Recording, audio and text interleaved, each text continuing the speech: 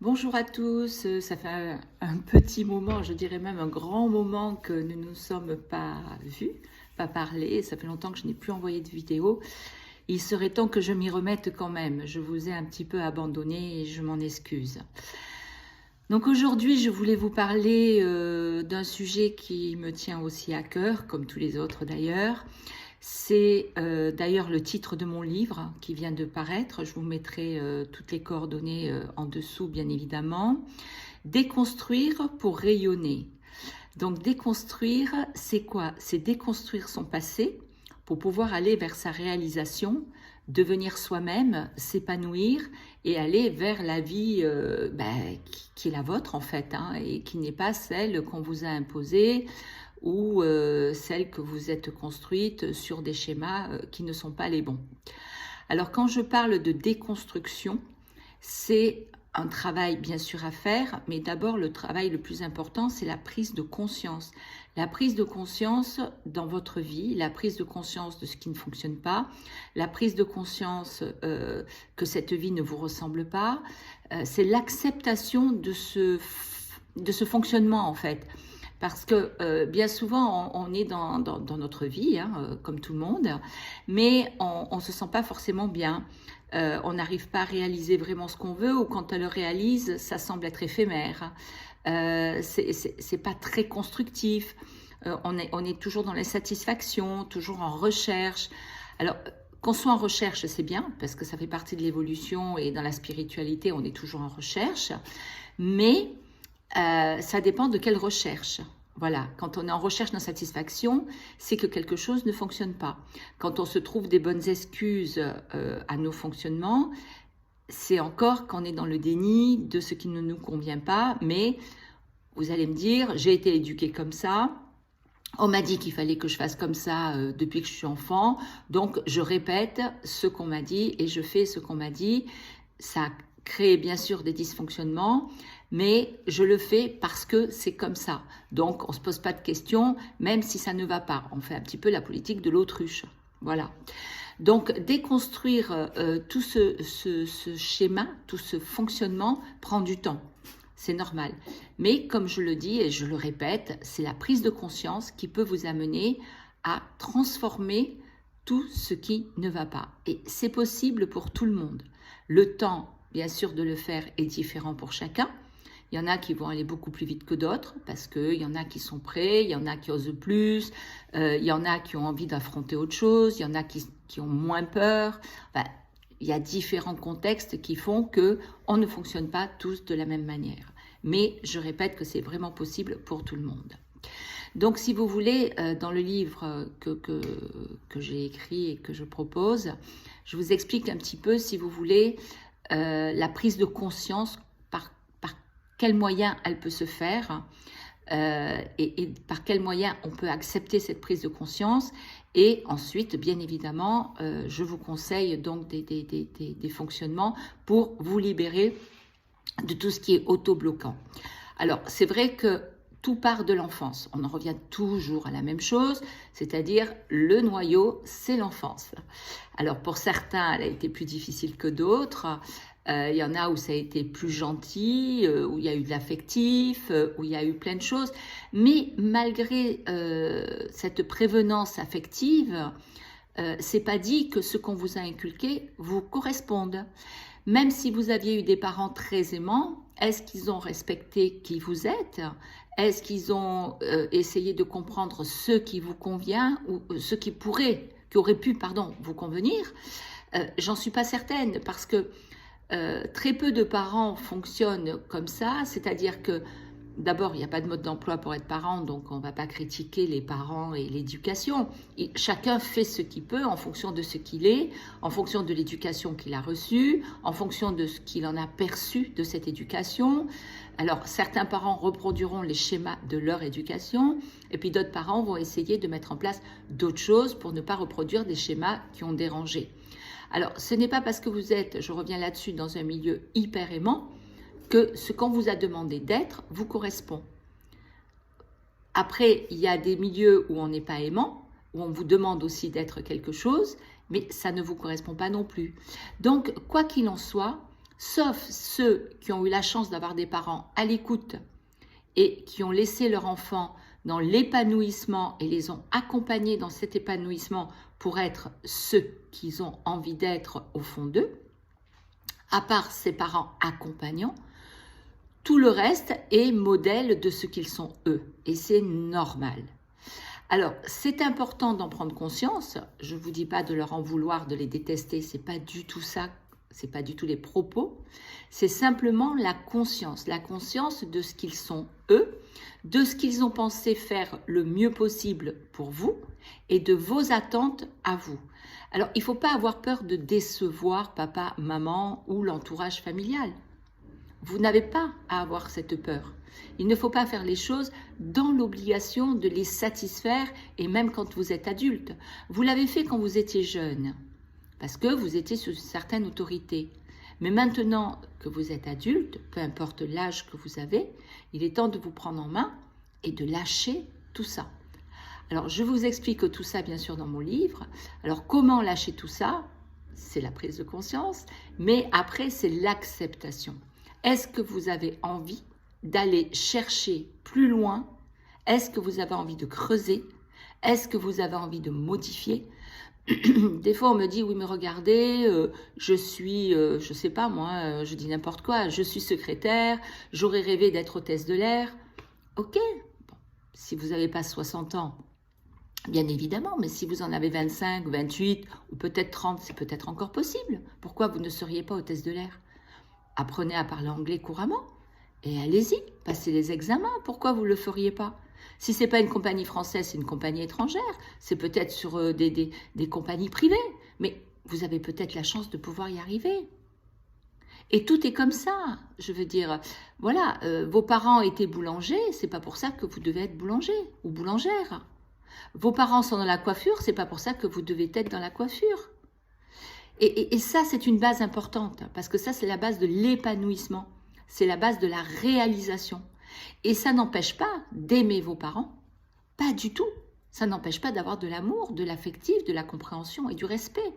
C'est simplement s'autoriser à être soi-même. Rien vous l'interdit, sauf les barrières que vous vous mettez, vous, sauf ce qu'on vous a inculqué et que pour certains, il n'est pas possible de dépasser. Alors c'est sûr que de lâcher un fonctionnement pour en accepter un autre, c'est toujours extrêmement compliqué parce qu'on ne sait pas qui on est vraiment. Donc on a quelque chose au fond de nous qui nous dit, par moments on a des pensées et on se dit, bah tiens, je ressens ça, ou il y a quelque chose en moi qui est comme ça, voilà. Et en même temps, on se l'interdit parce que, oui, ben, si je veux être celle ou celui que je sens au fond de moi, je ne vois pas comment je vais pouvoir faire. Déjà, je vais trahir la confiance de mes parents parce que je vais trahir leur éducation. Je vais à l'encontre de la projection qu'ils ont faite sur moi. Et ensuite, est-ce que c'est le bon chemin si je me permets d'être moi, si je me permets de changer de métier, si je me permets d'aller vers des choses qui pour moi sont hyper importantes et qui pourraient me rendre heureux ou heureuse, qui pourraient me satisfaire tous les jours, etc., etc. Donc, cette recherche, il faut accepter à un moment de votre vie de la faire. Pourquoi? Parce qu'elle fait partie de votre évolution. Et vous avez dû constater, plus ou moins tout le monde, c'est rare que ça n'arrive pas, enfin du moins je ne l'ai pas entendu, mais bon, je ne fréquente pas la Terre entière non plus. Souvent on me dit je tourne en rond, je n'arrive pas à passer à autre chose, je suis toujours dans le même schéma, les situations reviennent toujours, même si elles ont des différences, mais elles reviennent, et elles reviennent en boucle, et je ne sais pas comment les régler, et je ne sais pas à qui m'adresser, ou je ne sais pas comment faire. Donc il se passe un tas de questions en vous, et vous revivez la même situation, et cette situation, vous n'arrivez encore pas à la régler. Donc, vous continuez votre schéma, c'est ce qu'on appelle un schéma, enfin c'est ce que j'appelle un schéma de tourner en rond. Donc je vous parle évidemment de ça dans mon livre, comment sortir de ce cercle infernal qui se répète sans arrêt dans votre vie. Il faut prendre conscience que quand une situation revient, même si les acteurs de cette situation sont différents, mais que la similitude avec la situation précédente est très importante, c'est qu'il y a quelque chose que vous ne réglez pas. Donc, qu'est-ce qui se passe? On essaye de vous envoyer des messages, on vous reconfronte à cette situation pour que vous preniez conscience de ce qui ne va pas. Et chaque fois, c'est la même chose. Quand vous êtes dans un travail et que chaque fois, vous en revenez toujours au même point de saturation, de non-compréhension, d'envie de rien, je sais pas, il peut y avoir des tas de symptômes.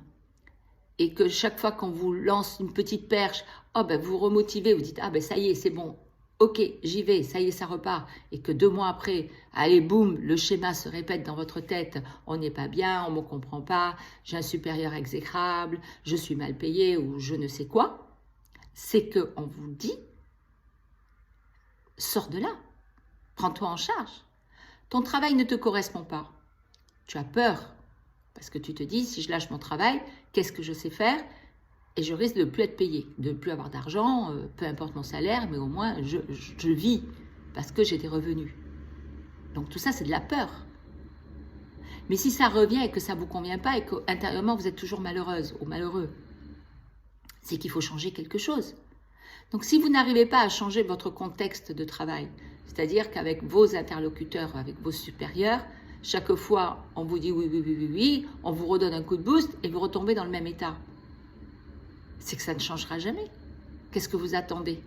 Vous attendez le déluge? Vous attendez quoi? Un miracle? Une baguette magique, boum, ça change? Ben non, c'est pas comme ça que ça marche. Ça veut dire qu'à ce moment-là, il faut accepter que ce n'est pas pour vous, que vous n'êtes pas au bon endroit, que ça ne vous correspond pas. Donc, on fait la démarche. Alors, on prend le temps de faire la démarche. Avant de faire la démarche, vous pouvez vous faire aider par un coach, par un psy, ce que vous voulez, faire quelques exercices pour déjà faire le point avec vous-même, si ce métier vous convient, si l'entreprise ne vous convenait pas, quels sont les points qui ne vous conviennent pas.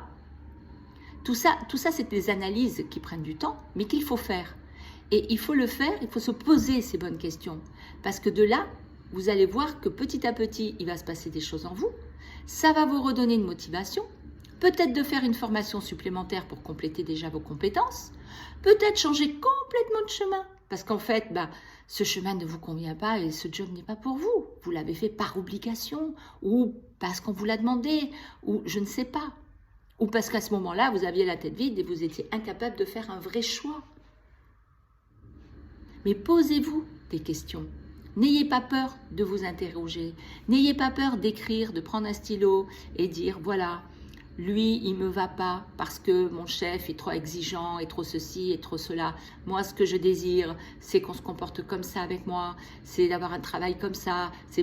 Vous allez construire votre futur en faisant ça. Parce que vous allez avoir de vraies prises de conscience. Parce que vous allez accepter de vous poser les bonnes questions et vous allez accepter de regarder ce qui ne fonctionne pas. Ça, c'est le début d'une libération. C'est le début de votre transformation. Et ça, vous pouvez l'appliquer dans tous les domaines. Vous êtes dans des ronds-points, allez, je tourne et je tourne. Et qu'est-ce que vous faites quand vous tournez comme ça? Eh bien, vous faites miss repetita avec votre entourage. Donc, vous rabâchez, vous ressassez, vous ressassez, vous ressassez, vous ressassez, et ça va pas, et badadi, badada. Vous ressassez pas en positif, vous ressassez qu'en négatif. Donc, à force d'émettre de ce négatif, vous vous enfermez dans votre boucle négative. Et en plus, vous saturez votre entourage parce que vous n'avez pas de réelle conversation, si ce n'est que de vous plaindre de votre malaise. Les gens sont de mauvais supporters. On vous écoute parce qu'il faut vous écouter, mais ont-ils vraiment envie de vous écouter? Au bout d'un moment, ils n'ont plus envie de vous écouter. Ils ont envie d'entendre autre chose de votre part. Parce qu'eux aussi, ils ont besoin de se nourrir, ils ont besoin d'ouvrir leur esprit à autre chose. Et vous, en étant dans la boucle et en répétant, vous ne les nourrissez pas, vous les saturez. Donc, les gens s'intéressent beaucoup moins à vous. Tout est lié. Je me permets de vous le dire parce que si vous m'écoutez et que vous réfléchissez en même temps, vous verrez que ce que je vous dis est pertinent. C'est que tout est lié. Donc, tous nos comportements nous amènent à tourner en rond. Donc, chaque fois qu'on en prend conscience, quand on commence à se poser des questions et qu'on tourne et qu'on rabâche, on se dit « hop, stop, j'arrête de rabâcher, je me pose, j'accepte de regarder ce qui ne va pas et je règle ce qui ne va pas. » Je prends le temps Je ne vous dis pas que ça va vous prendre 1 jour, 2 jours, 1 semaine. Ça peut vous prendre 1 an, 2 ans, 3 ans, j'en sais rien. Chacun en fonction de sa problématique. Donc chaque problème est différent pour chacun parce qu'il est abordé d'une manière différente, même si le voisin a la même problématique. Elle est tellement abordée différemment que vous n'allez pas vivre les choses de la même manière. Donc tout ça est important. C'est important de ne pas tourner en rond dans sa vie. Quand vous êtes en voiture, surtout aujourd'hui c'est facile, que vous cherchez une direction, qu'est-ce que vous faites? Vous rentrez les coordonnées dans votre GPS et vous faites confiance à 1000% à votre GPS. Il vous dit de tourner à droite, vous tournez à droite, vous vous laissez aller et oh, miracle, vous arrivez à votre destination. Et bien le fonctionnement pour vous, il est le même. Vous avez un GPS interne. Donc apprenez à vous connaître et apprenez à vous faire confiance. Apprenez à faire confiance à votre GPS. Si votre GPS vous emmène sur un chemin qui n'est pas le bon, c'est que ce n'est pas votre GPS qui vous a emmené sur ce chemin.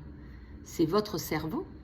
C'est vous qui avez choisi ce chemin sans tenir compte de votre GPS. Sans tenir compte qui vous disait non, non, non, ne tourne pas à droite, mais va à gauche. Vous n'avez pas voulu l'entendre. Donc, on fonctionne avec un GPS naturel parce qu'on a des intuitions naturelles, on a des ressentis naturels et ça vaut 1000 fois votre cerveau.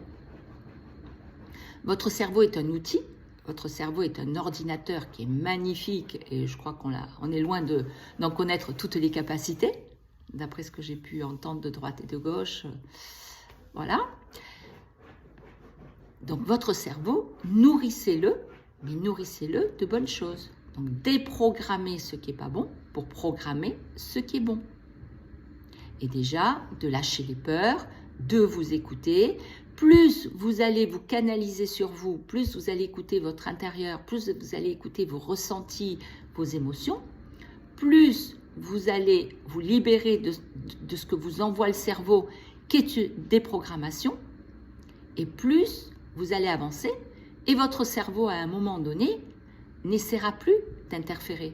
Parce que la réalité de ce que vous êtes, de votre horloge interne, aura pris le dessus sur votre cerveau qui est formaté. C'est pour ça que bien souvent, on dit que le cerveau, on le programme et on le déprogramme. Il y a des gens qui vivent des choses extrêmement difficiles qu'on arrive à déprogrammer pour alléger leur souffrance. Donc le cerveau, on peut faire des choses avec le cerveau, comme avec votre ordinateur. Mais votre horloge, ce que vous êtes au fond de vous, libérez-la, faites sortir, faites émerger ça de vous, apprenez à rentrer en vous, à aller chercher au fond de vous les réponses. Et vous verrez qu'elles sont souvent différentes de ce que votre cerveau va vous dire. C'est tout à fait normal. Mais à la découverte de ça, c'est la découverte d'un monde merveilleux. Donc c'est votre réalisation, c'est votre libération, c'est votre bien-être, c'est une vie complètement différente et très épanouissante. Voilà, bah écoutez, pour aujourd'hui, c'est ce que je voulais vous dire. Donc je vais vous mettre les coordonnées du livre et la photo du livre pour ceux ou celles qui sont intéressés de le lire.